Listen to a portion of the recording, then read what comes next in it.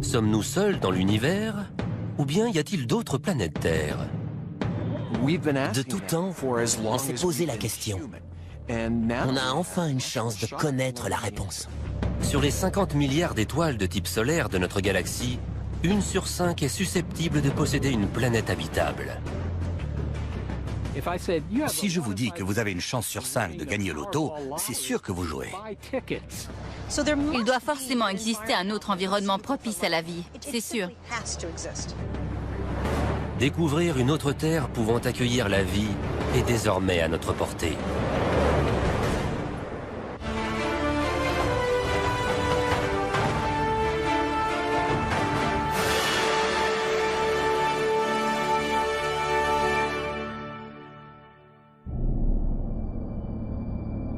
Il y a encore 20 ans, les astronomes avaient connaissance d'une seule étoile qui soit entourée de planètes, le Soleil.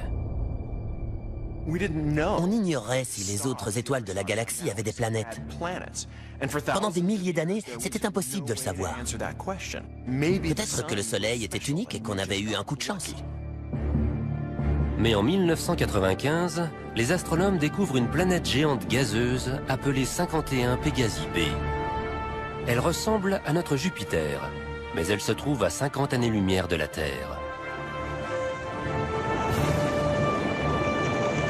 Cette planète en orbite autour d'une étoile lointaine est la toute première exoplanète. Sa découverte met le feu aux poudres. Les recherches dans le domaine se multiplient.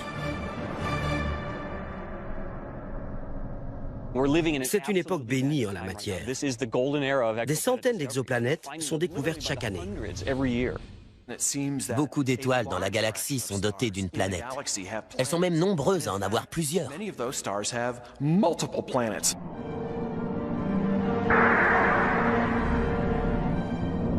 La plupart des exoplanètes ont été découvertes ces 4 dernières années, grâce à un outil ayant coûté près de 600 millions de $, le télescope spatial Kepler.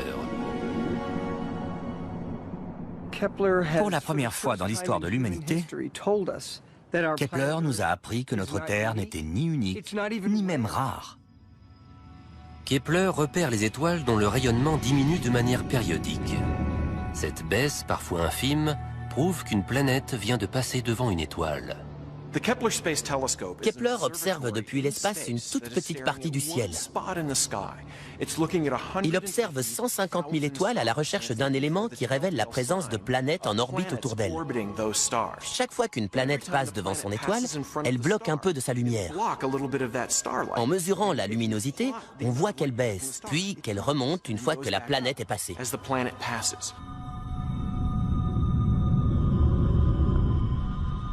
Kepler repère des planètes, mais il est incapable de nous dire si elles sont de type rocheux et donc potentiellement habitables comme la Terre, ou s'il s'agit de géantes gazeuses inhospitalières comme Jupiter.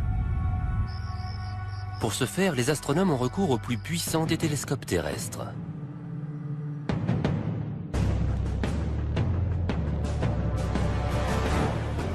Nous sommes à Berkeley, en Californie.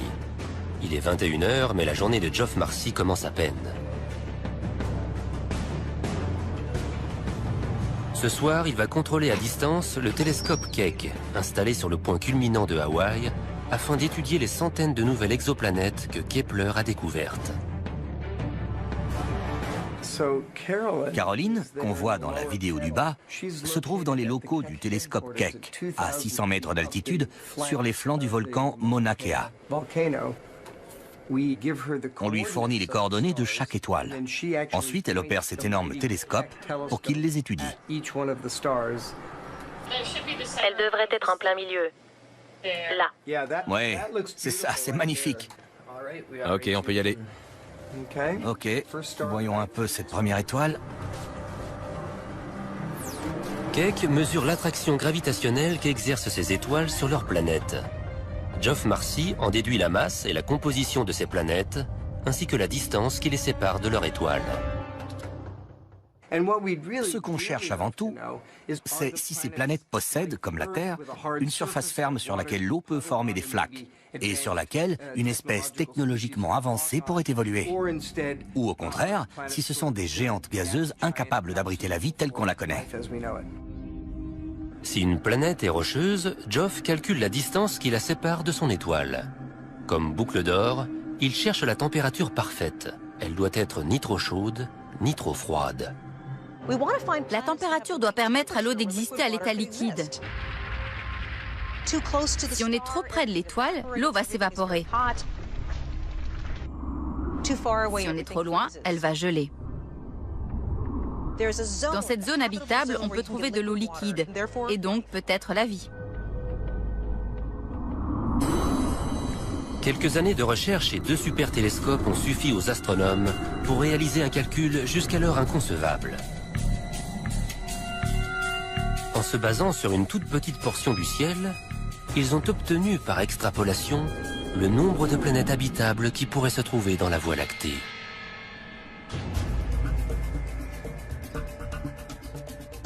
Geoff Marcy et son étudiant Eric Pettigura s'apprêtent à annoncer leur découverte.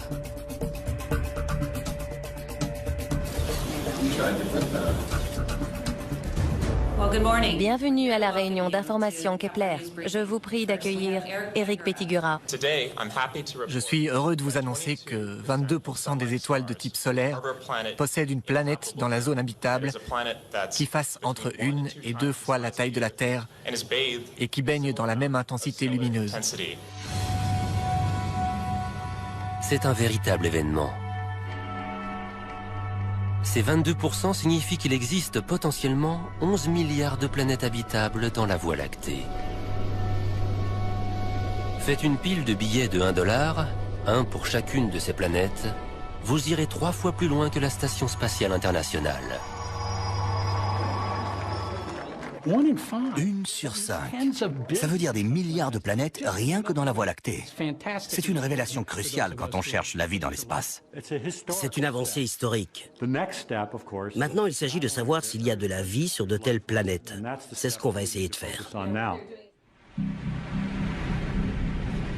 Le candidat le plus prometteur est Kepler 62, un système solaire composé de 5 planètes, dont 2 super-Terres. Elles sont plus grandes que la Terre, mais comme elles, ce sont des rocheuses dont l'orbite se trouve dans la zone habitable de leur étoile. La première a un rayon 40% supérieur à celui de la Terre. Pour la seconde, c'est 60%. Mais surtout, elle se trouve dans la zone habitable. À partir de là, on peut raisonnablement penser qu'elle possède des océans liquides. L'exoplanète 62F est située à l'extrémité froide de la zone habitable.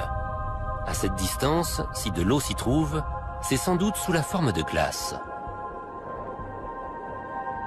Mais si cette planète est dotée d'une atmosphère, l'effet de serre pourrait avoir fait fondre suffisamment d'eau pour créer des flaques dans lesquelles une forme de vie simple pourrait s'être développée. Sa grande sœur, 62E, serait visible dans le ciel en début de soirée. Située plus au centre de la zone habitable, cette planète est encore plus prometteuse en termes de biologie.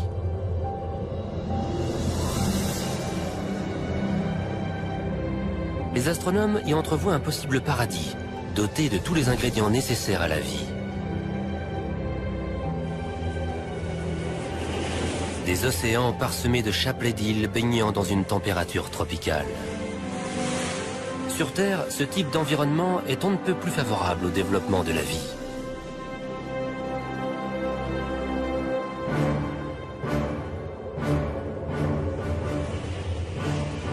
Kepler 62 met la communauté scientifique en émoi, car c'est la planète qui correspond le mieux à notre système solaire. Mais une vie extraterrestre a-t-elle vraiment besoin d'une étoile pour se développer? A-t-elle seulement besoin d'une planète?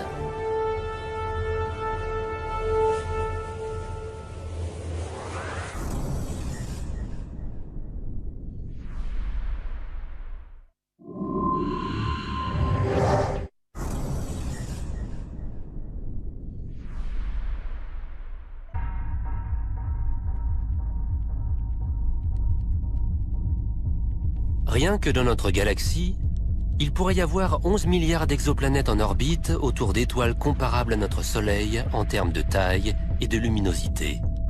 Mais ces dernières constituent seulement un quart des étoiles qui composent notre galaxie. Pourrait-il y avoir encore plus de planètes comme la Terre en orbite autour d'autres types d'étoiles? On voit ici la courbe de luminosité du transit. John Johnson cherche des exoplanètes orbitant autour de petites naines rouges. Celles-ci constituent la majorité des étoiles de la galaxie. Ce qu'on voit ici, c'est une image du Soleil prise il y a quelques heures de ça.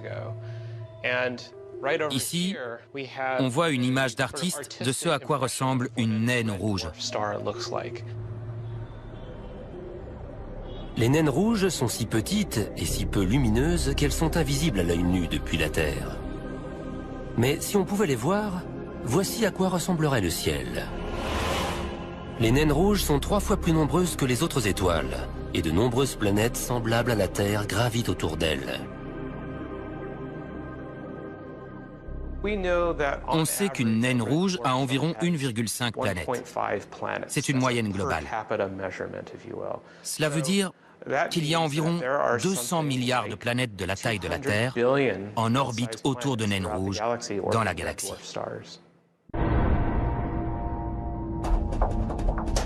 Les naines rouges sont le rêve de tous les chasseurs d'exoplanètes. De nombreuses planètes de la taille de la Terre gravitent autour d'elles, et elles sont beaucoup plus faciles à repérer. Voici l'éclipse que provoque une planète en passant devant une étoile. On voit qu'elle couvre une fraction beaucoup plus large de la surface d'une naine rouge. Comme le signal est plus clair, ces planètes sont plus faciles à détecter si elles gravitent autour de petites étoiles. Mais l'orbite de ces planètes présente une différence majeure par rapport à la Terre. C'est comme si vous preniez les planètes telluriques de notre système solaire et que vous les rétrécissiez jusqu'à ce qu'elles aient des périodes orbitales de 30 jours environ. Elles sont très proches de leur étoile. Pour qu'une planète soit ici habitable, elle doit être plus proche de son étoile, car les naines rouges irradient beaucoup moins d'énergie que notre Soleil. Leur zone habitable s'en trouve rétrécie.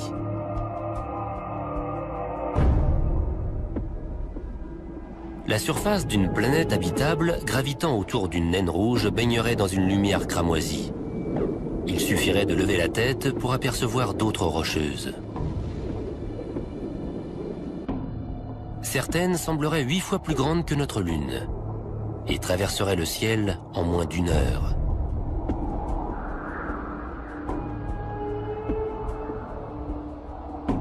Il pourrait y avoir jusqu'à 22 milliards d'exoplanètes comme celle-ci, juste dans la Voie lactée.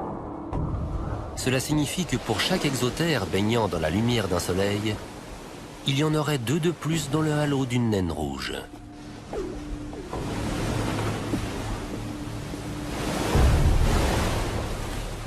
Ce sont de petites étoiles de rien du tout. Elles pourraient facilement passer inaperçues. Mais il est fort possible que ce soit autour de naines rouges que gravite la plus grande part des planètes capables d'abriter la vie.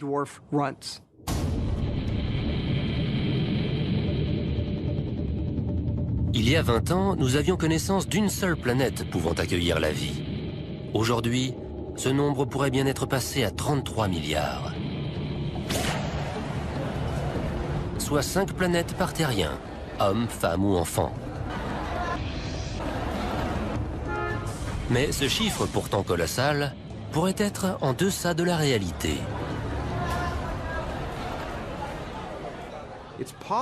Il est possible que les formes de vie dominantes soient présentes non pas sur des planètes, mais sur des lunes. Très vite, en cherchant des exoplanètes, les astronomes se sont étonnés de trouver des géantes gazeuses, comparables à Jupiter, gravitant dans la zone habitable de leur Soleil. Ces planètes pourraient-elles être dotées d'exolunes?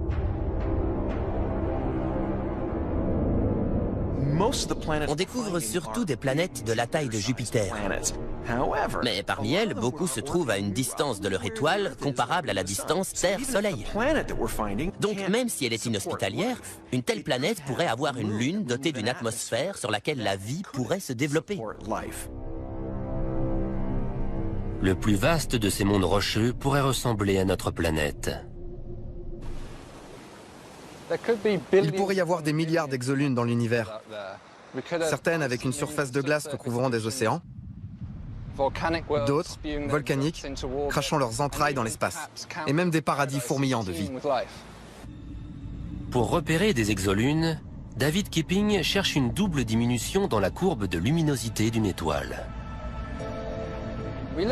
On cherche les exolunes de la même manière qu'on cherche les exoplanètes, en les observant lorsqu'elles passent devant leur étoile.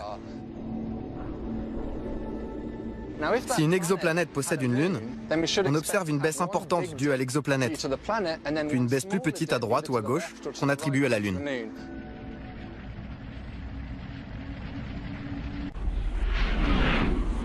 Ces lunes, situées dans des zones habitables, pourraient donc abriter la vie.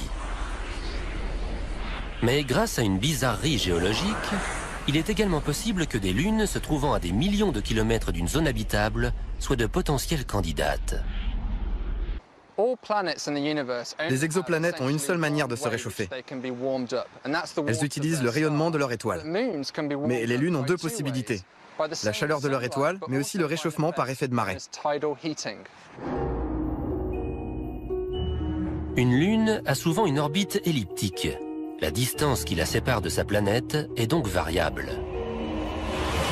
Lorsqu'elle en est proche, la force gravitationnelle de la planète peut provoquer un soulèvement de son paysage sur plusieurs mètres de hauteur, une sorte de marée rocheuse. Un phénomène de cette ampleur génère des frictions qui réchauffent le cœur de la Lune. Si la marée est suffisamment importante, elle peut même donner à la Lune une température propre à la vie, et ce, à n'importe quelle distance de sa planète. Imaginez que vous gravitez autour d'une planète gigantesque, avec une source de lumière au loin. Cette lumière est suffisante pour la photosynthèse, mais pas pour réchauffer votre environnement. C'est votre interaction gravitationnelle avec cette énorme planète qui réchauffe votre environnement. Vous pouvez donc potentiellement devenir un havre hospitalier. Si elles existent, ces exolunes pourraient nous réserver l'une des vues les plus spectaculaires de l'univers.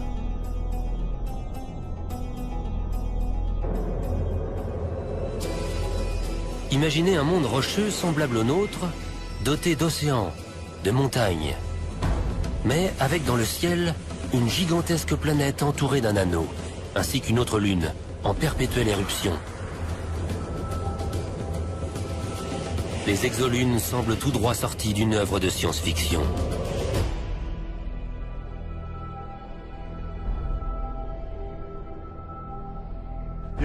C'est une idée qui est très à la mode. Toutes les histoires de science-fiction se passent sur des lunes maintenant, plus sur des planètes. C'est fascinant, esthétiquement parlant. Ça fait une jolie couverture de livre.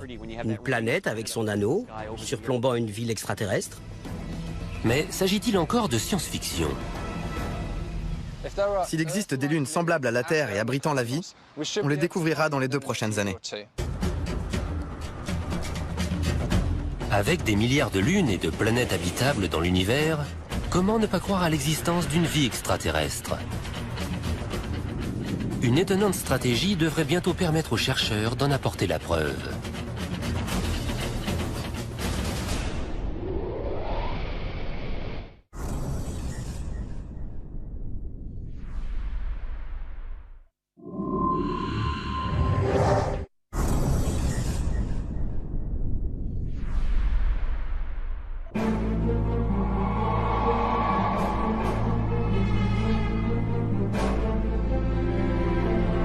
Grâce à d'impressionnantes avancées technologiques, les scientifiques ont enfin réussi à percer les secrets de la Voie lactée.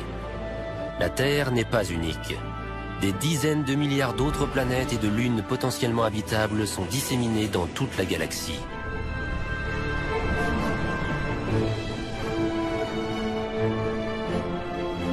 Mais comment faire pour découvrir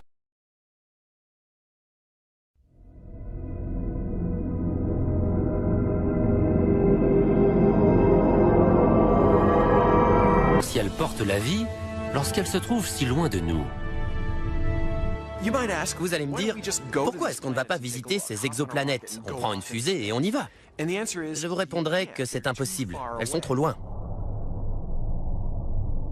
Même la plus proche des planètes habitables identifiées par Kepler se trouve hors de notre portée. Il faudrait à Voyageur 1 plus de 200 000 ans pour l'atteindre. Et c'est la plus rapide de nos sondes spatiales. Dans cette quête d'une vie extraterrestre, les vaisseaux spatiaux ne nous sont d'aucune utilité. Trouver la vie dans l'espace nécessite un outil capable de voyager à la vitesse de la lumière. Les astronomes ont donc décidé d'utiliser la lumière des étoiles.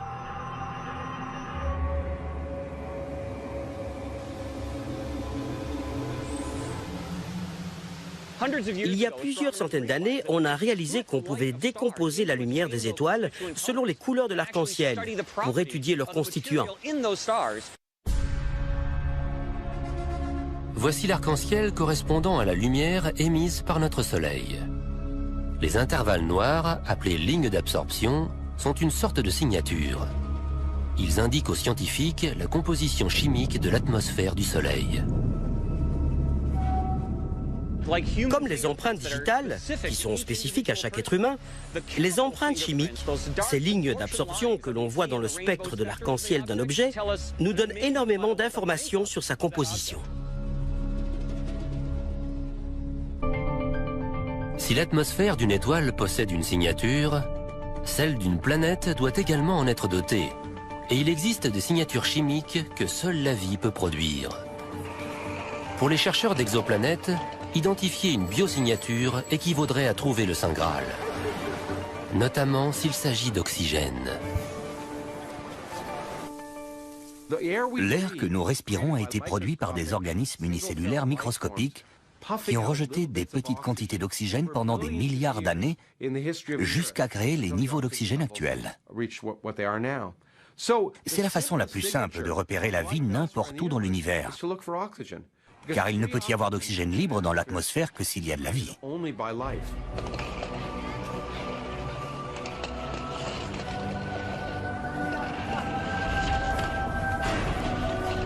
Il est relativement simple de capturer et de décomposer la lumière d'une étoile lointaine. Mais pour une obscure et minuscule exoplanète, il en va tout autrement.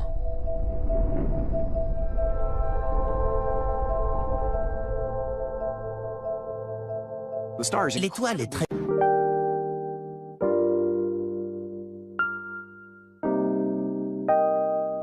lumineuse et l'exoplanète est très sombre, alors qu'elles sont très proches. C'est comme observer une luciole placée devant un spot. C'est une véritable catastrophe. Il faut trouver un moyen d'obscurcir l'étoile, de bloquer sa lumière, pour arriver à détecter la lumière très faible que renvoie l'exoplanète. Face à cet obstacle de taille, scientifiques et ingénieurs ont mis au point un dispositif audacieux, le Starshade. Ce large écran spatial se déploierait à une distance de 50 000 km d'un télescope robotique, afin de bloquer la lumière des étoiles distantes. Si ce dispositif fonctionne, nous pourrons pour la toute première fois observer directement des exoplanètes de taille similaire à la Terre, comme si l'on recréait une éclipse solaire. On pourrait penser que la meilleure stratégie serait d'utiliser un écran circulaire.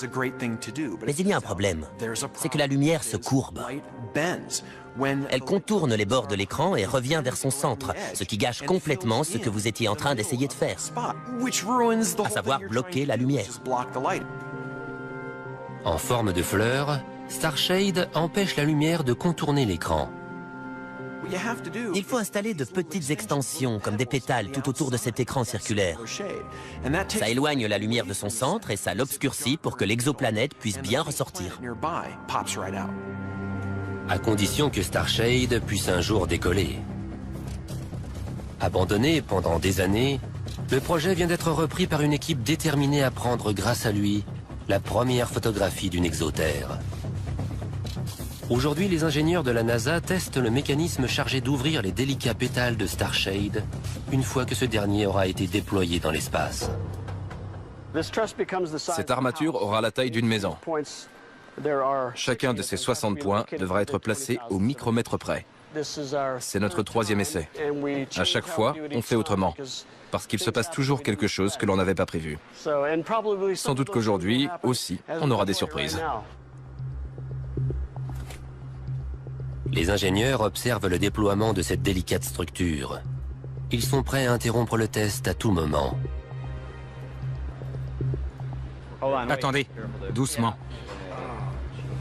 Le moindre accroc pourrait suffire à enrayer cette belle mécanique. Bien vu. À 5 cm près, ça allait sauter. C'est bon, on peut reprendre. L'équipe, de plus en plus confiante, regarde la structure prendre forme. Cette fois-ci, ils ont réussi. Tout s'est bien emboîté? Bravo à tous. Bien joué, David. Si tout se passe bien, Starshade sera lancé dans les 10 prochaines années. Il offrira peut-être au monde la première image d'une exoplanète vivante. Quand on aura cette première image, quand elle fera la une de tous les journaux, ce sera comme le premier pas sur la Lune. Le monde entier en sera soufflé. Mettre au jour un autre système qui nous amènera à d'autres découvertes et peut-être même à des échanges, pour moi, c'est la plus grande avancée à laquelle l'homme puisse prétendre. Il me semble que ça en vaut la peine.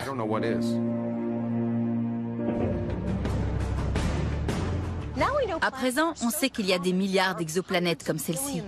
Il doit forcément exister un autre environnement propice à la vie. C'est sûr. Mais à quoi ressemblerait une vie extraterrestre? Notre histoire primitive nous livre de précieux indices sur la question.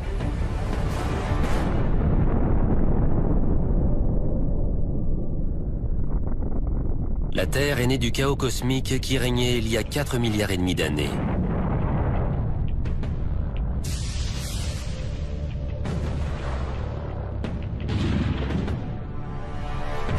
Des astéroïdes géants sont entrés en collision avec la Terre pendant des centaines de millions d'années, jusqu'à créer un océan de roches en fusion riche en éléments chimiques. Lorsque ces bombardements cessent enfin, la température de la Terre diminue suffisamment pour que se forme une surface solide. C'est alors que survient le miracle. La vie est apparue sur Terre dès que les conditions idéales ont été réunies. La vie a commencé dès que la Terre s'est solidifiée. Il y a donc une formule magique. Dès que la température et les éléments chimiques correspondent, c'est quasi automatique. Nous ignorons encore si la vie apparaît de manière automatique. Cependant, la plupart des scientifiques s'accordent à dire que pour ce faire, les éléments de base nécessaires doivent baigner dans une soupe primordiale.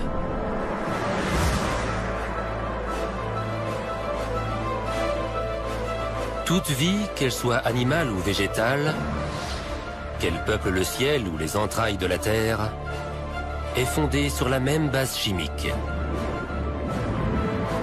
De longues chaînes d'ADN composées d'éléments chimiques comme le carbone, l'hydrogène et le phosphore. En fouillant le ciel à l'aide de leurs télescopes, les scientifiques ont découvert que les composants nécessaires à la vie sont présents partout. Dans les astéroïdes, dans les nuages gazeux et dans les étoiles.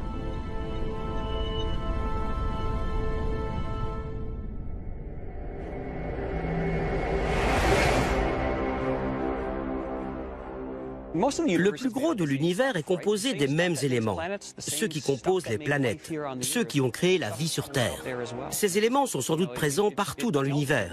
Ça veut dire que la vie a un immense terrain de jeu potentiel. Mais pour transformer la chimie en biochimie, un ingrédient clé est nécessaire. Sur Terre, toute vie a besoin d'eau liquide pour se développer et se reproduire. C'est une exigence propre à toute forme de vie. Soit vous êtes dans l'eau, soit vous êtes composé d'eau. Il n'y a pas de vie sans eau liquide. Si on n'a pas d'eau liquide, on ne peut pas mélanger les ingrédients qui composent le cocktail biochimique de la vie. Elle a une propriété stupéfiante, à savoir qu'elle détache les molécules et qu'elle les aide à se réorganiser pour adopter de nouvelles formes complexes. Par exemple, celle d'un acide aminé, d'une protéine ou d'un brin d'ADN. Le pouvoir de l'eau est tel qu'elle peut maintenir la vie dans les conditions chimiques les plus extrêmes, comme au lac Mono en Californie. Cette eau est 3 fois plus salée que l'océan, et si alcaline qu'elle brûle la peau à travers les vêtements. Aucune vie ne devrait être possible ici. Et pourtant, on y trouve une foule de bactéries et d'organismes multicellulaires. Les exobiologistes étudient ce type d'habitat extrême afin de comprendre où la vie pourrait être possible ailleurs dans la galaxie. En étudiant ces environnements, on définit les limites de la vie. La température, la salinité, les pH possibles, on en tire une sorte de guide pour savoir comment chercher la vie sur d'autres planètes. Si elles sont dotées d'eau liquide, des exoplanètes pourraient donc abriter la vie. Mais sous quelle forme? Les extraterrestres nous sont étrangers par définition. On ne sait pas à quoi ils ressemblent.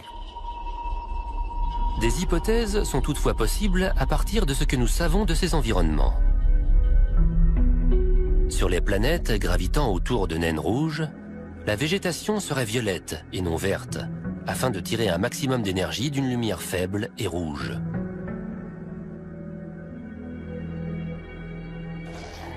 La science-fiction est peuplée d'êtres étranges, mais en vérité, les extraterrestres pourraient bien nous ressembler. La science-fiction se trompe. Je pense que dans ces autres mondes possibles, les choses pourraient être comme sur Terre. Les poissons ressembleraient à des poissons dans n'importe quel océan, parce que c'est la meilleure façon de se déplacer dans l'eau. Sur Terre, l'évolution a favorisé des formes similaires dans des environnements identiques. Il est donc facile de confondre un dauphin et un requin, même si l'un est un mammifère et l'autre un poisson. Il y a donc fort à parier que les créatures peuplant un océan extraterrestre auront elles aussi cette forme effilée caractéristique. Elles seront différentes du point de vue biochimique, mais nous sembleront familières, car la forme des organismes vivants est déterminée par des interactions entre la physique et la biomécanique. Et ce sera la même chose sur d'autres planètes. Les oiseaux ressembleront à des oiseaux, les poissons à des poissons. C'est à l'intérieur qu'ils seront différents. Les exoplanètes sont incroyablement distantes de la Terre. Des milliers d'années pourraient s'écouler avant qu'il nous soit possible de croiser le regard d'un extraterrestre. Entendre sa voix, en revanche, pourrait être possible bien avant cela.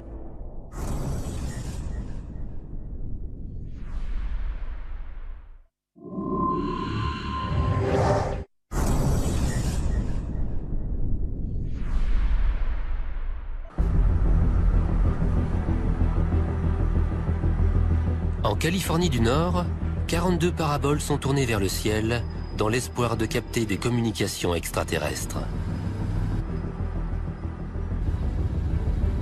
Seth Shostak est astronome émérite au sein du programme SETI pour la recherche d'une intelligence extraterrestre. D'après lui, des civilisations extraterrestres pourraient envoyer des ondes radio dans l'espace.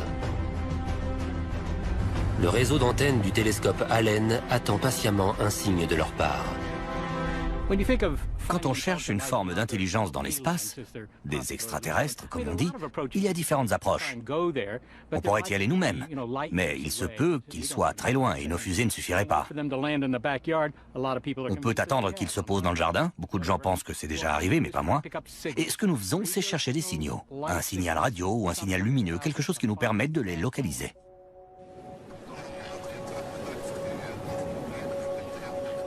Les ondes radio sont des impulsions à basse fréquence parfaites pour la communication dans l'espace. Elles sont très puissantes et faciles à produire.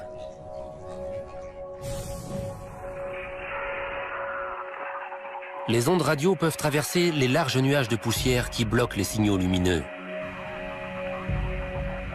Elles peuvent transporter de vastes quantités d'informations codées. Sans parler de leur principal avantage, elles voyagent à la vitesse de la lumière. C'est vraiment la meilleure manière de s'adresser aux extraterrestres. Même si vous êtes une civilisation avancée et que vous avez un outil de communication qui utilise les neutrinos ou les tachyons, vous savez qu'il existe d'autres civilisations moins avancées technologiquement. Si vous voulez qu'elles vous comprennent, vous vous mettez à leur niveau en utilisant des ondes radio. Donc, la façon la moins coûteuse de découvrir une forme de vie extraterrestre, c'est d'être à l'écoute de ces ondes. C'est la mission du programme SETI depuis plus de 50 ans.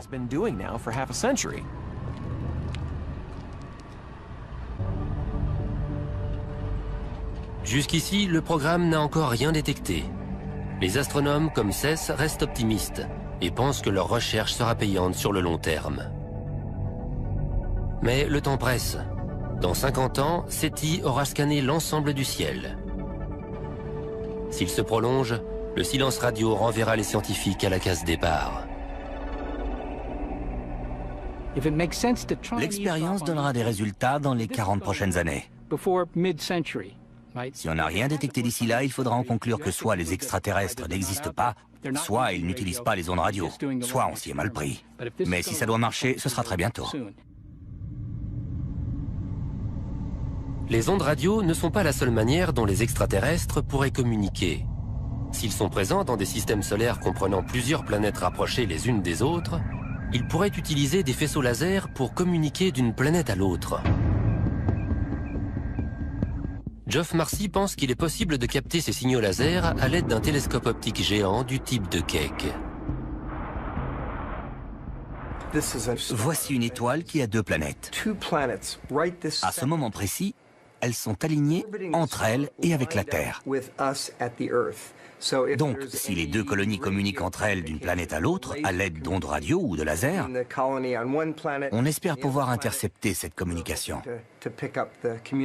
Ou en tout cas, ce qui pourrait déborder jusqu'à nous qui les espionnons.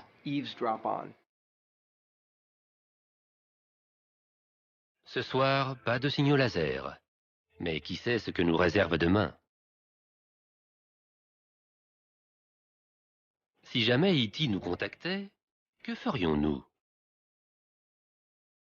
Lui répondrait-on?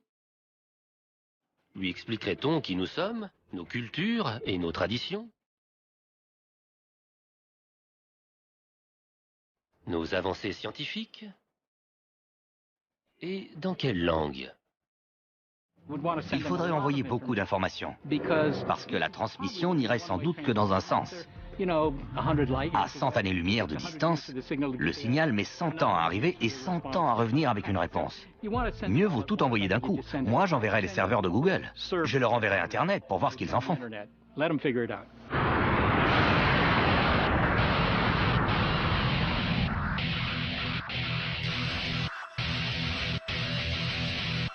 Deux aventures scientifiques tentent de trouver une réponse à la même question. Sommes-nous seuls dans l'univers? La première, la recherche d'exoplanètes, est une réussite. Chaque semaine, on découvre de nouveaux mondes potentiellement habitables. On se demandait si les exoplanètes étaient répandues. Maintenant, on peut le dire haut et fort. Oui, il y en a partout dans le ciel. Vous n'avez qu'à lever les yeux. Il y en a des milliers, dans toutes les directions. La deuxième tentative, à savoir espionner les signaux extraterrestres, est un échec. 50 ans d'écoute à l'aide de matériel de pointe n'ont donné aucun résultat. On cherche désespérément à surprendre une conversation entre deux civilisations extraterrestres à l'aide de radiotélescopes. Jusqu'ici, aucun résultat, c'est le silence radio. Sur des centaines d'années, nous n'avons pas la moindre preuve d'une vie technologiquement avancée, ni même d'une vie primitive. Il y a quelque chose qui cloche. Des milliards de planètes pourraient accueillir la vie. Mais ces mondes intelligents resteraient silencieux? Serait-il possible que la vie apparaisse partout, mais qu'elle n'aille jamais nulle part? Une forme d'intelligence devrait laisser des indices visibles de sa présence dans l'univers. On devrait voir les autoroutes, les gratte-ciels, les infrastructures de ces civilisations. Pourquoi on ne les voit pas?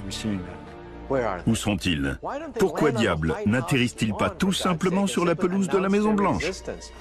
Une moitié de notre cerveau nous dit « Bien sûr qu'il y a d'autres formes de vie dans la galaxie, dont certaines sont intelligentes. » L'autre moitié nous dit « Arrête ton char, on n'a aucune preuve de ça. »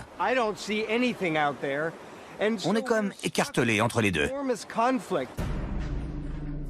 Il s'agit du paradoxe de Fermi. Source de nombreux questionnements, il a également permis de faire émerger plusieurs solutions possibles. Pour certains, le passage d'une vie simple à une vie technologique et intelligente est un phénomène extrêmement rare et complexe. Serions-nous les seuls êtres doués d'intelligence dans l'univers entier?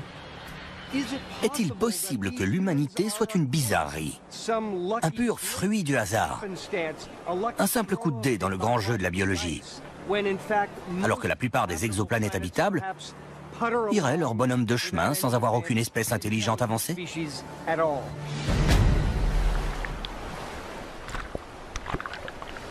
Notre évolution est le résultat d'une série d'heureux hasards et de coïncidences cosmiques peu susceptibles de se répéter exactement dans le même ordre.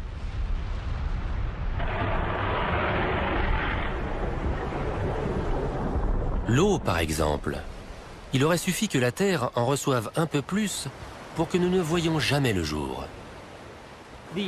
La masse de la Terre est pour moi d'un dixième d'1% composé d'eau. Ça représente une toute petite goutte par rapport au globe solide de la Terre. On peut donc facilement imaginer que d'autres planètes aient reçu 2 ou 3 gouttes d'eau. Auquel cas, les océans sont si profonds qu'ils recouvrent les continents et les montagnes. S'il n'y a pas de terre ferme, c'est difficile de créer des pianos ou d'écrire de la grande littérature, sans parler de concevoir des ordinateurs et des fusées. Mais même le fait que l'eau soit présente en quantité adéquate ne garantit en rien l'apparition de l'intelligence.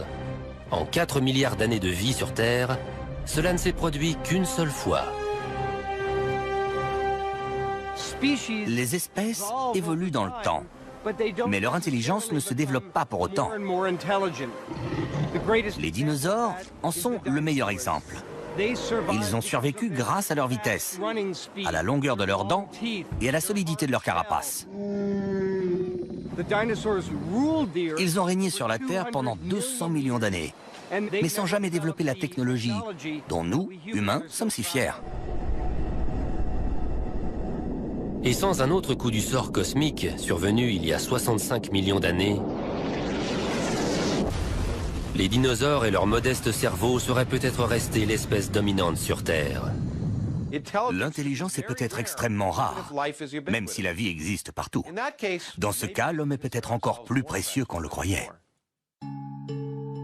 Il est aussi possible que des civilisations se soient développées ailleurs dans l'univers, qu'elles aient connu un rayonnement hors du commun, puis qu'elles se soient éteintes, bien avant que l'homme ait développé la technologie lui permettant de les détecter.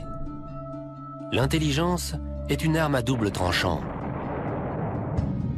Si les civilisations disparaissent au bout de quelques centaines de milliers d'années, nous avons encore moins de chances de les trouver. Une chose est sûre, partir à la recherche d'autres civilisations que la nôtre a changé notre propre regard sur l'humanité. À présent, nous savons que notre Terre n'est qu'un petit point bleu parmi des milliers de planètes pouvant abriter la vie. Il y a 20 ans, l'idée qu'il existe d'autres terres en orbite autour d'autres soleils n'était que pure spéculation. Maintenant, c'est quelque chose que l'on peut prouver. C'est fascinant. Chaque jour, de nouvelles possibilités sont révélées. La vie pourrait exister sur des mondes semblables aux nôtres, sur des planètes en orbite autour d'étoiles naines, ou même sur des satellites appartenant à des géantes gazeuses. Nous sommes en train de vivre une période de croissance exponentielle dans le nombre des exoplanètes que nous découvrons, mais aussi dans la variété d'endroits où nous les trouvons. Ces découvertes remettent profondément en question notre perspective sur la vie humaine et sur l'existence d'autres formes de vie extraterrestres. Pour moi, la vie est partout. Et comme il y a plus de 100 milliards d'étoiles dans la Voie lactée, je serais vraiment surpris qu'aucune intelligence ne se soit développée ailleurs dans notre galaxie. J'ai hâte que nous puissions prouver que la vie existe ailleurs que sur la Terre. Je me fiche que ce soit une bactérie ou une civilisation douée d'intelligence. Ce sera la preuve que nous ne sommes pas seuls. Et ça va tout changer.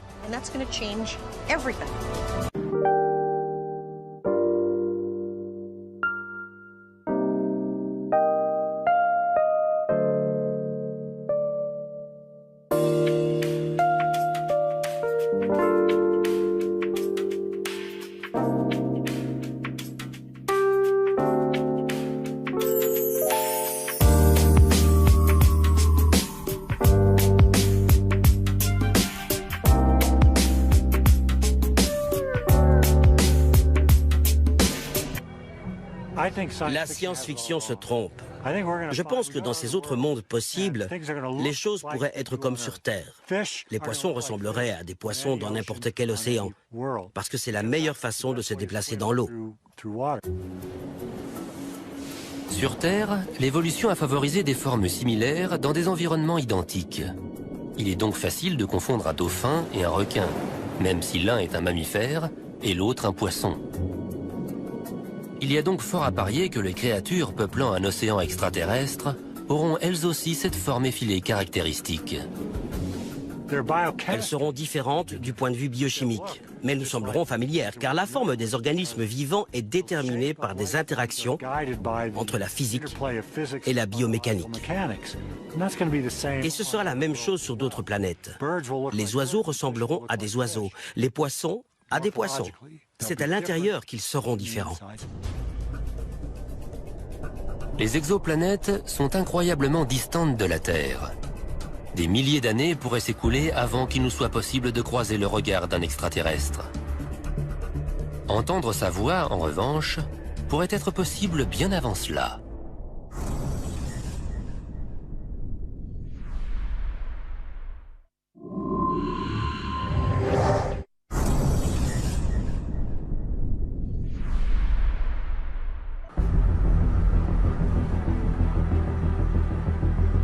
En Californie du Nord, 42 paraboles sont tournées vers le ciel dans l'espoir de capter des communications extraterrestres.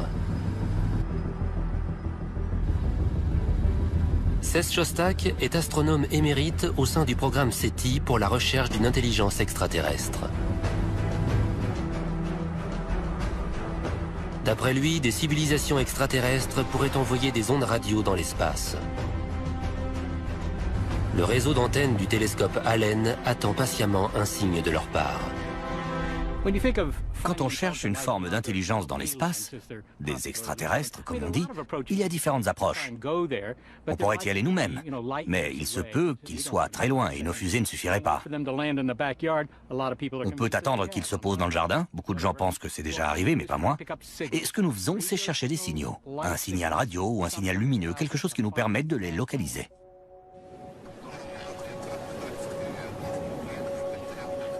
Les ondes radio sont des impulsions à basse fréquence parfaites pour la communication dans l'espace. Elles sont très puissantes et faciles à produire.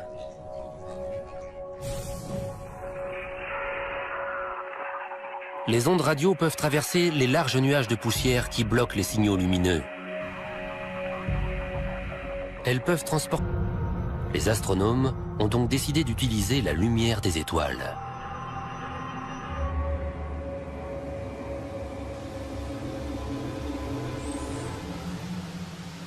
Il y a plusieurs centaines d'années, on a réalisé qu'on pouvait décomposer la lumière des étoiles selon les couleurs de l'arc-en-ciel pour étudier leurs constituants.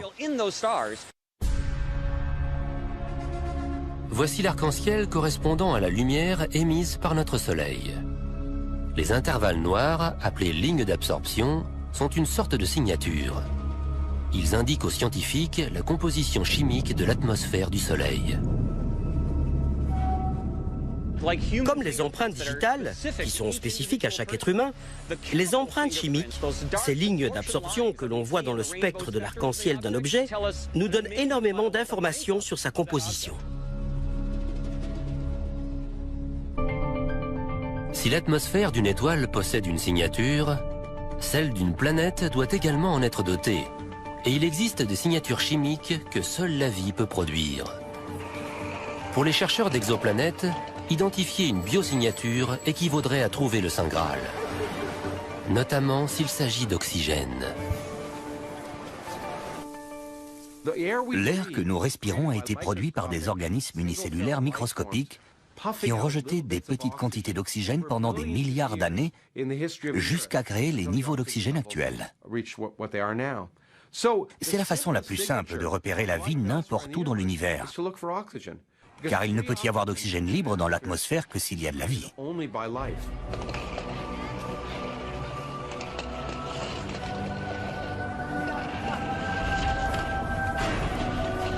Il est relativement simple de capturer et de décomposer la lumière d'une étoile lointaine. Mais pour une obscure et minuscule exoplanète, il en va tout autrement.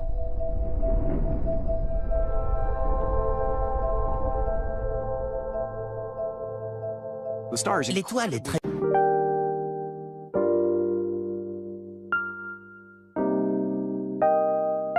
lumineuse et l'exoplanète est très sombre, alors qu'elles sont très proches. C'est comme observer une luciole placée devant un spot. C'est une véritable catastrophe. Il faut trouver un moyen d'obscurcir l'étoile, de bloquer sa lumière, pour arriver à détecter la lumière très faible que renvoie l'exoplanète. Face à cet obstacle de taille, scientifiques et ingénieurs ont mis au point un dispositif audacieux, le Starshade. Ce large écran spatial se déploierait à une distance de 50 000 km d'un télescope robotique, afin de bloquer la lumière des découvertes. Caroline, qu'on voit dans la vidéo du bas, se trouve dans les locaux du télescope Keck, à 600 mètres d'altitude, sur les flancs du volcan Mauna Kea. On lui fournit les coordonnées de chaque étoile. Ensuite, elle opère cet énorme télescope pour qu'il les étudie. Elle devrait être en plein milieu. Là. Ouais, c'est ça, c'est magnifique. Ok, on peut y aller. Ok, voyons un peu cette première étoile. Keck mesure l'attraction gravitationnelle qu'exercent ces étoiles sur leur planète. Geoff Marcy en déduit la masse et la composition de ces planètes, ainsi que la distance qui les sépare de leur étoile. Ce qu'on cherche avant tout, c'est si ces planètes possèdent, comme la Terre, une surface ferme sur laquelle l'eau peut former des flaques, et sur laquelle une espèce technologiquement avancée pourrait évoluer. Ou au contraire, si ce sont des géantes gazeuses incapables d'abriter la vie telle qu'on la connaît. Si une planète est rocheuse, Geoff calcule la distance qui la sépare de son étoile. Comme boucle d'or, il cherche la température parfaite. Elle doit être ni trop chaude, ni trop froide. La température doit permettre à l'eau d'exister à l'état liquide. Si on est trop près de l'étoile, l'eau va s'évaporer. Si on est trop loin, elle va geler. Dans cette zone habitable, on peut trouver de l'eau liquide, et donc peut-être la vie. Quelques années de recherche et 2 super télescopes ont suffi aux astronomes pour réaliser un calcul jusqu'alors inconcevable. En se basant sur une toute petite portion du ciel, ils ont obtenu par extrapolation le nombre de planètes habitables qui pourraient se trouver dans la Voie lactée.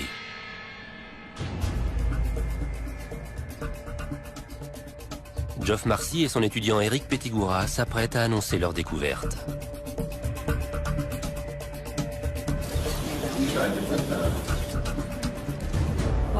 Bienvenue à la réunion d'information Kepler. Je vous prie d'accueillir Eric Pettigura. Je suis heureux de vous annoncer que 22% des étoiles de type solaire possèdent une planète dans la zone habitable qui fasse entre 1 et 2 fois la taille de la Terre et qui baigne dans la même intensité lumineuse. C'est un véritable événement. Ces 22% signifient qu'il existe potentiellement 11 milliards de planètes habitables dans la Voie lactée. Faites une pile de billets de $1, un pour chacune de ces planètes, vous irez 3 fois plus loin que la Station spatiale internationale, dans le ciel en début de soirée. Située plus au centre de la zone habitable, cette planète est encore plus prometteuse en termes de biologie.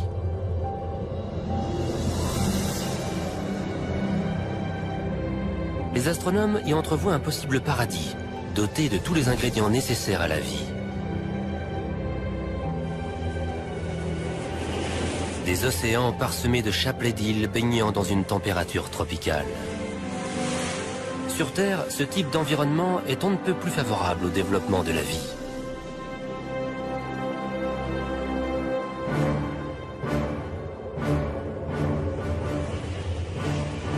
Kepler 62 met la communauté scientifique en émoi, car c'est la planète qui correspond le mieux à notre système solaire. Mais une vie extraterrestre a-t-elle vraiment besoin d'une étoile pour se développer? A-t-elle seulement besoin d'une planète?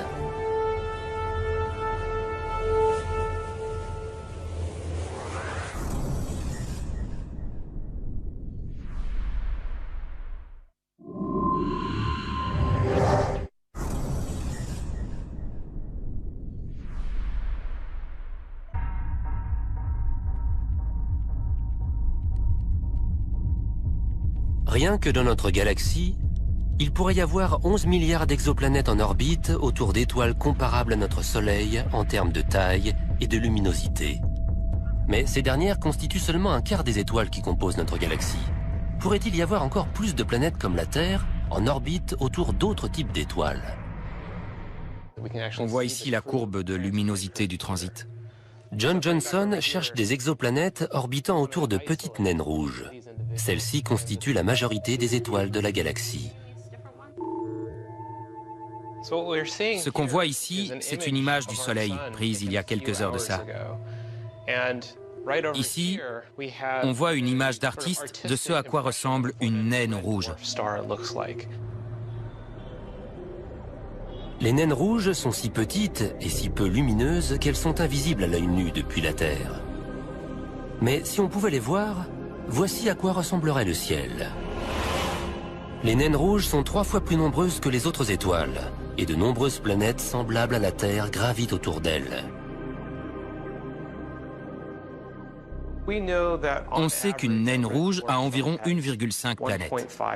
C'est une moyenne globale. Cela veut dire qu'il y a environ 200 milliards de planètes de la taille de la Terre en orbite autour de naines rouges dans la galaxie.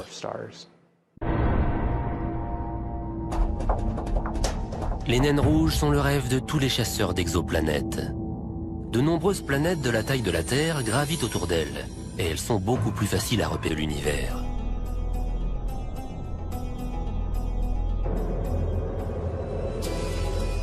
Imaginez un monde rocheux semblable au nôtre, doté d'océans, de montagnes, mais avec dans le ciel une gigantesque planète entourée d'un anneau, ainsi qu'une autre lune, en perpétuelle éruption. Les exolunes semblent tout droit sorties d'une œuvre de science-fiction.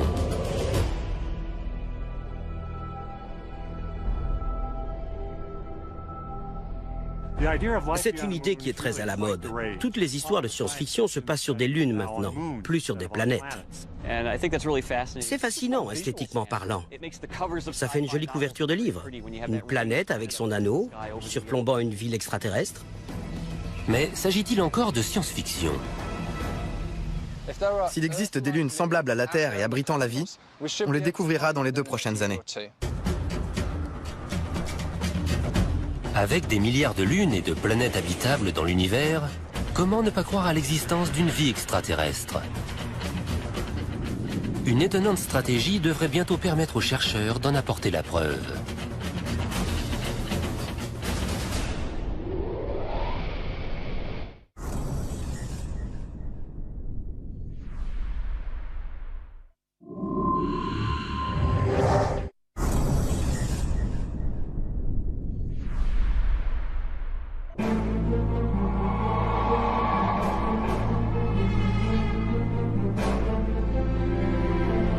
Grâce à d'impressionnantes avancées technologiques, les scientifiques ont enfin réussi à percer les secrets de la Voie lactée. La Terre n'est pas unique. Des dizaines de milliards d'autres planètes et de lunes potentiellement habitables sont disséminées dans toute la galaxie.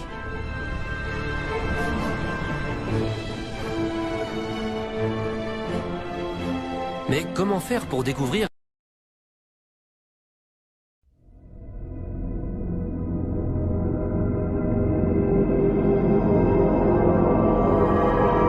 si elle porte la vie lorsqu'elle se trouve si loin de nous? Vous allez me dire, pourquoi est-ce qu'on ne va pas visiter ces exoplanètes? On prend une fusée et on y va. Je vous répondrai que c'est impossible. Elles sont trop loin. Même la plus proche des planètes habitables identifiées par Kepler se trouve hors de notre portée. Il faudrait à Voyageur 1 plus de 200 000 ans pour l'atteindre, et c'est la plus rapide de nos sondes spatiales. Dans cette quête d'une vie extraterrestre, les vaisseaux spatiaux ne nous sont d'aucune utilité. Trouver la vie dans l'espace nécessite un outil capable de voyager à la vitesse de la lumière. Les astronomes ont donc décidé d'utiliser... Les astronomes y entrevoient un possible paradis, doté de tous les ingrédients nécessaires à la vie.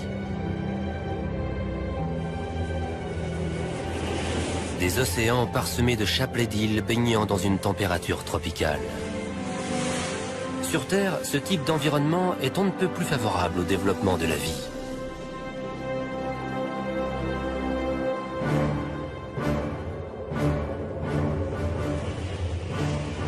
Kepler 62 met la communauté scientifique en émoi, car c'est la planète qui correspond le mieux à notre système solaire.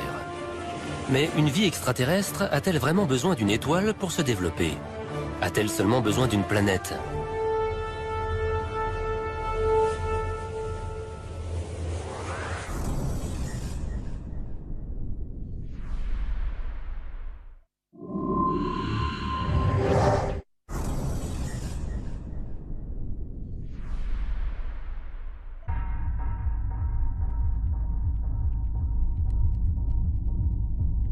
Rien que dans notre galaxie, il pourrait y avoir 11 milliards d'exoplanètes en orbite autour d'étoiles comparables à notre Soleil en termes de taille et de luminosité. Mais ces dernières constituent seulement un quart des étoiles qui composent notre galaxie. Pourrait-il y avoir encore plus de planètes comme la Terre en orbite autour d'autres types d'étoiles? On voit ici la courbe de luminosité du transit. John Johnson cherche des exoplanètes orbitant autour de petites naines rouges. Celles-ci constituent la majorité des étoiles de la galaxie. Ce qu'on voit ici, c'est une image du Soleil prise il y a quelques heures de ça. Ici, on voit une image d'artiste de ce à quoi ressemble une naine rouge. Les naines rouges sont si petites et si peu lumineuses qu'elles sont invisibles à l'œil nu depuis la Terre. Mais si on pouvait les voir, voici à quoi ressemblerait le ciel. Les naines rouges sont 3 fois plus nombreuses que les autres étoiles, et de nombreuses planètes semblables à la Terre gravitent autour d'elles. On sait qu'une naine rouge a environ 1,5 planètes. C'est une moyenne globale. Cela veut dire qu'il y a environ 200 milliards de planètes de la taille de la Terre en orbite autour de naines rouges dans la galaxie.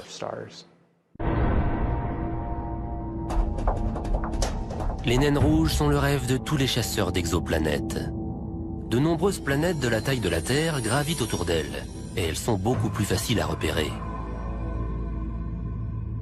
Voici l'éclipse que provoque une planète en passant devant une étoile.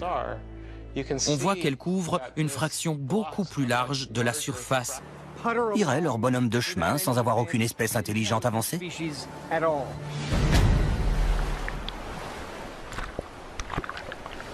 Notre évolution est le résultat d'une série d'heureux hasards et de coïncidences cosmiques peu susceptibles de se répéter exactement dans le même ordre.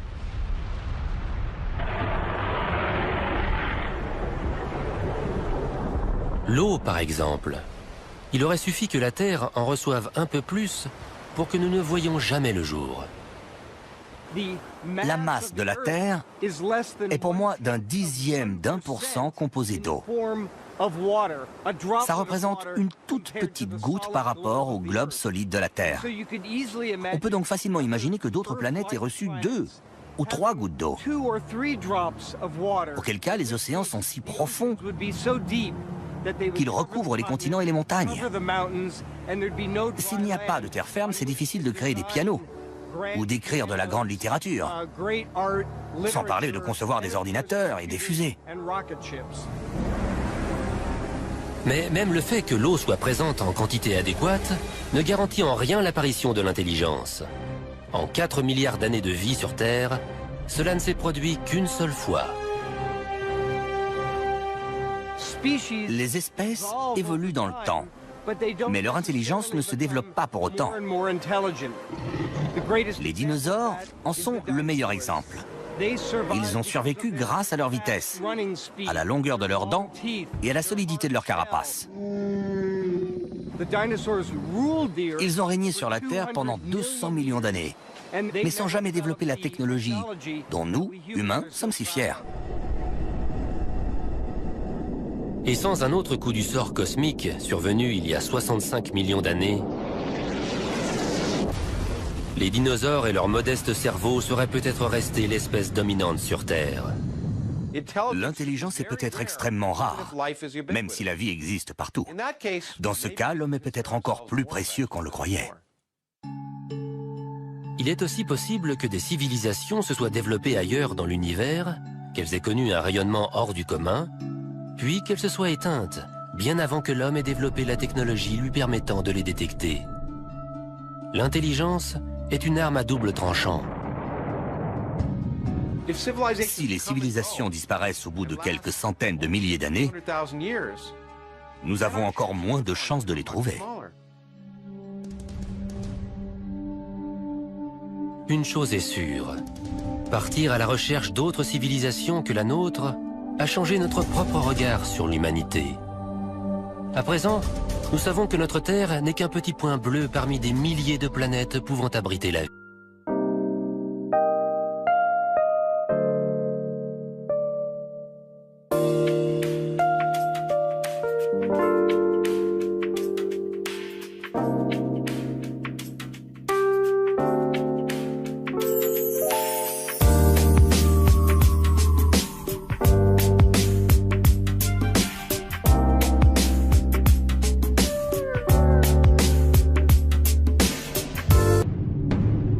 Sommes-nous seuls dans l'univers, ou bien y a-t-il d'autres planètes Terre? De tout temps, on s'est posé la question. On a enfin une chance de connaître la réponse. Sur les 50 milliards d'étoiles de type solaire de notre galaxie, 1 sur 5 est susceptible de posséder une planète habitable. Si je vous dis que vous avez une chance sur 5 de gagner au loto, c'est sûr que vous jouez. Il doit forcément exister un autre environnement propice à la vie, c'est sûr. Découvrir une autre Terre pouvant accueillir la vie est désormais à notre portée.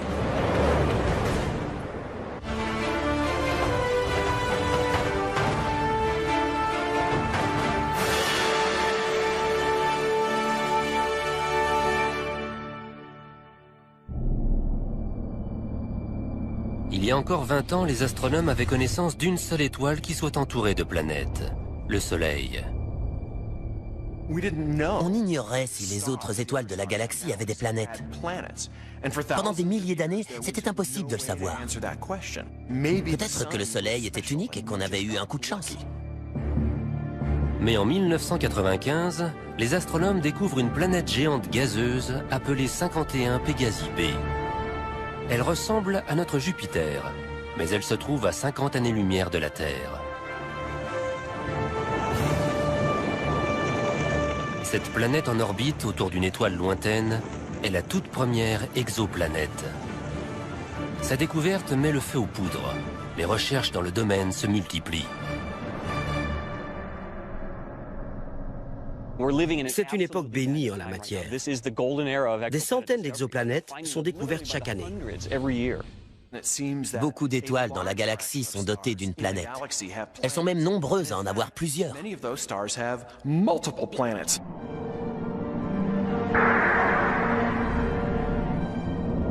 La plupart des exoplanètes ont été découvertes ces 4 dernières années, grâce à un outil ayant coûté près de 600 millions de dollars, le télescope spatial Kepler.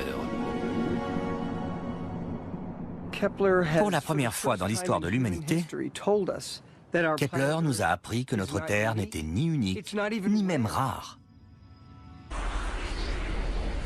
Mais grâce à une bizarrerie géologique, il est également possible que des lunes se trouvant à des millions de kilomètres d'une zone habitable soient de potentielles candidates.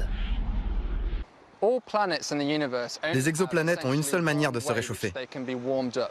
Elles utilisent le rayonnement de leur étoile. Mais les lunes ont 2 possibilités. La chaleur de leur étoile, mais aussi le réchauffement par effet de marée. Une lune a souvent une orbite elliptique. La distance qui la sépare de sa planète est donc variable. Lorsqu'elle en est proche, la force gravitationnelle de la planète peut provoquer un soulèvement de son paysage sur plusieurs mètres de hauteur, une sorte de marée rocheuse. Un phénomène de cette ampleur génère des frictions qui réchauffent le cœur de la Lune. Si la marée est suffisamment importante, elle peut même donner à la Lune une température propre à la vie, et ce, à n'importe quelle distance de sa planète. Imaginez que vous gravitez autour d'une planète gigantesque, avec une source de lumière au loin. Cette lumière est suffisante pour la photosynthèse, mais pas pour réchauffer votre environnement. C'est votre interaction gravitationnelle avec cette énorme planète qui réchauffe votre environnement. Vous pouvez donc potentiellement devenir un havre hospitalier. Si elles existent, ces exolunes pourraient nous réserver l'une des vues les plus spectaculaires de l'univers.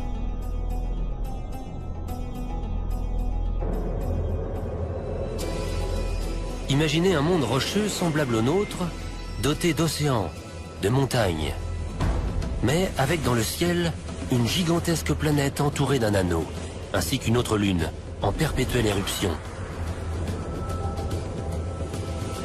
Les exolunes semblent tout droit sorties d'une œuvre de science-fiction.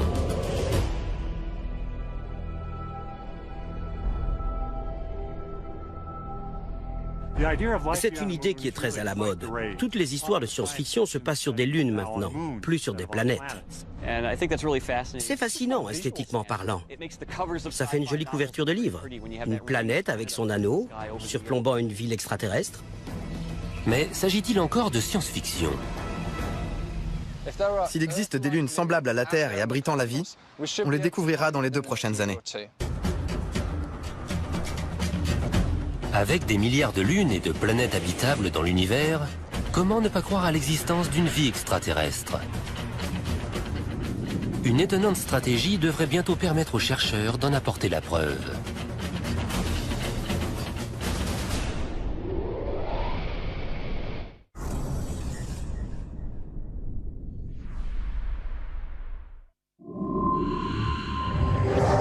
Et même des paradis fourmillants de vie. Pour repérer des exolunes, David Kipping cherche une double diminution dans la courbe de luminosité d'une étoile. On cherche les exolunes de la même manière qu'on cherche les exoplanètes, en les observant lorsqu'elles passent devant leur étoile. Si une exoplanète possède une lune, on observe une baisse importante due à l'exoplanète, puis une baisse plus petite à droite ou à gauche qu'on attribue à la lune.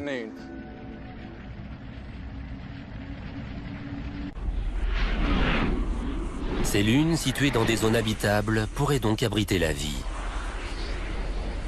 Mais grâce à une bizarrerie géologique, il est également possible que des lunes se trouvant à des millions de kilomètres d'une zone habitable soient de potentielles candidates. Les exoplanètes ont une seule manière de se réchauffer. Elles utilisent le rayonnement de leur étoile. Mais les lunes ont 2 possibilités. La chaleur de leur étoile, mais aussi le réchauffement par effet de marée. Une lune a souvent une orbite elliptique. La distance qui la sépare de sa planète est donc variable. Lorsqu'elle en est proche, la force gravitationnelle de la planète peut provoquer un soulèvement de son paysage sur plusieurs mètres de hauteur, une sorte de marée rocheuse. Un phénomène de cette ampleur génère des frictions qui réchauffent le cœur de la Lune. Si la marée est suffisamment importante, elle peut même donner à la Lune une température propre à la vie, et ce, à n'importe quelle distance de sa planète. Imaginez que vous gravitez autour d'une planète gigantesque, avec une source de lumière au loin. Cette lumière est suffisante pour la photosynthèse, mais pas pour réchauffer votre environnement. C'est votre interaction gravitationnelle avec cette énorme planète qui réchauffe votre environnement. Vous pouvez donc potentiellement devenir un havre hospitalier. Si elles existent, ces exolunes pourraient nous réserver l'une des vues les plus spectaculaires de l'univers.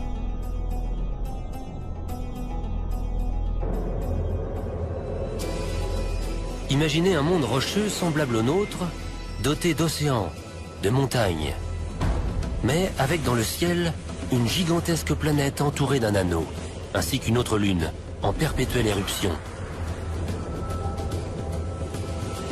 Les exolunes semblent tout droit sorties d'une œuvre de science-fiction.